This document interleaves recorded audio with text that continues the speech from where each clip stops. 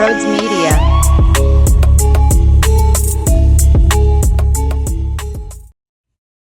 I cannot believe it. I cannot believe that this is real life. That was the best baseball game I've ever been to. That crowd was unbelievable. I couldn't believe it. Brandon Marsh hits the home run to right field. I see Ronald Acuna going back, and then he just gives up before the warning track and watches it fly. And I knew the moment he gave up, well, I mean, it wasn't even close because it was ripped to right field, but that was a description on the loser Ronald Acuna Jr. We were going to get all night long because he was a little bitch. He was a bitch out there in right field, not going after the ball, so JT Realmuto scores on the inside to Parker. There was another Brandon Marsh hit where I didn't know what the hell he was doing. He struck out against Noah Syndergaard, a guy who doesn't know how to miss bats.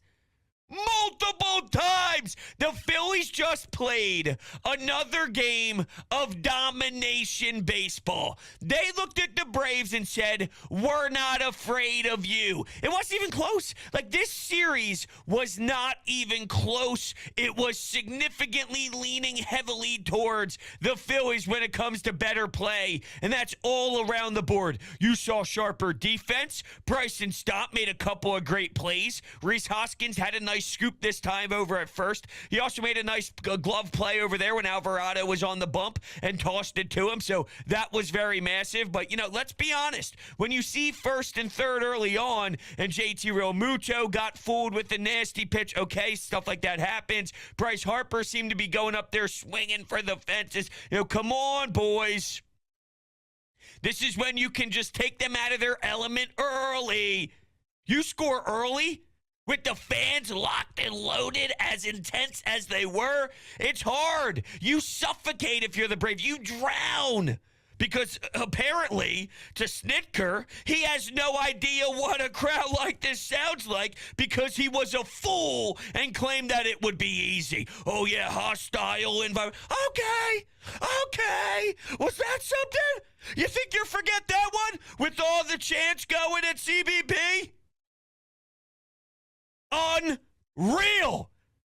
In what world? They get swept by the Cubs.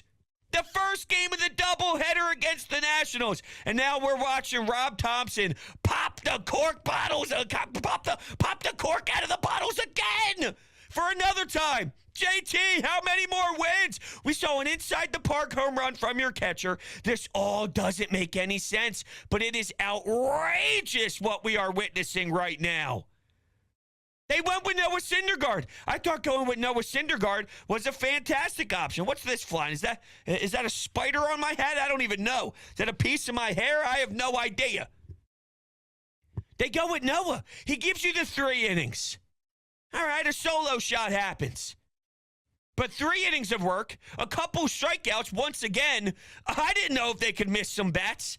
And not only that, when you go with the guy who does allow teams to make contact, I am afraid, not so much about the Braves, even though, yes, they do have some firepower, but it's more about if you're going to rely on this team to have to make defensive plays, in theory, that scares me. But once you take Noah out, I got to give a lot of credit to Rob Thompson for how he handled this bullpen. Because the Braves pissed one away in Game 3, going with Spencer Strider and then falling apart. They couldn't do it. They couldn't execute. While Bilotti, Hand, Alvarado, Eflin, and Sir Anthony.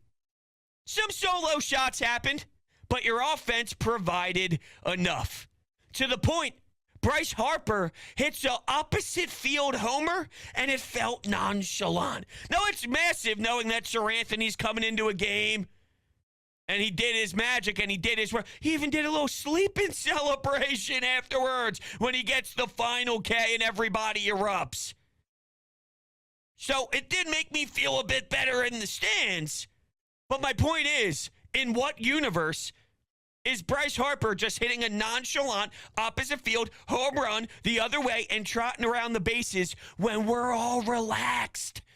That's when I go back to, it wasn't even a battle. The Braves didn't even really give us a fight, and I'm surprised by that. Credit to the Phillies.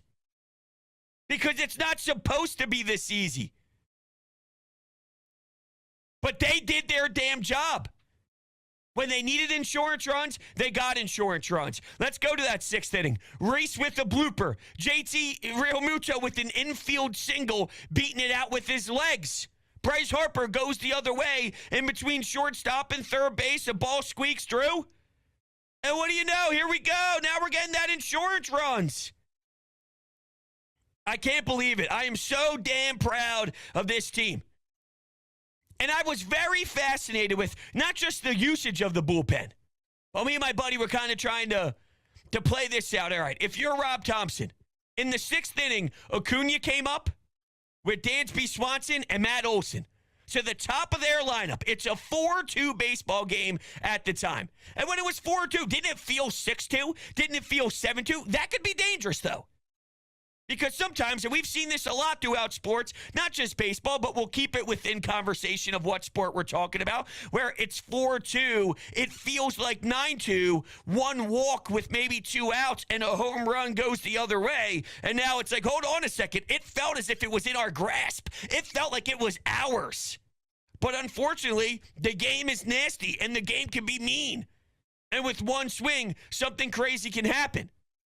So it's not great when that's the case. Knowing that, do you save Alvarado for later in the action? Do you save Sir Anthony or Alvarado? Or do you have to manage it this way? It's the 6th. It's a 2-run game. How many more at-bats are these top dogs going to get? Shut them down now. Get to the 7th. And Rob puts in Alvarado. Did he get some help with the strike zone? Down low, Dansby Swanson, he's pissed off? Maybe. But that happened all night long. I remember watching Nick Castellanos with the face of disgust, and he was all upset about it. So I saw that happen.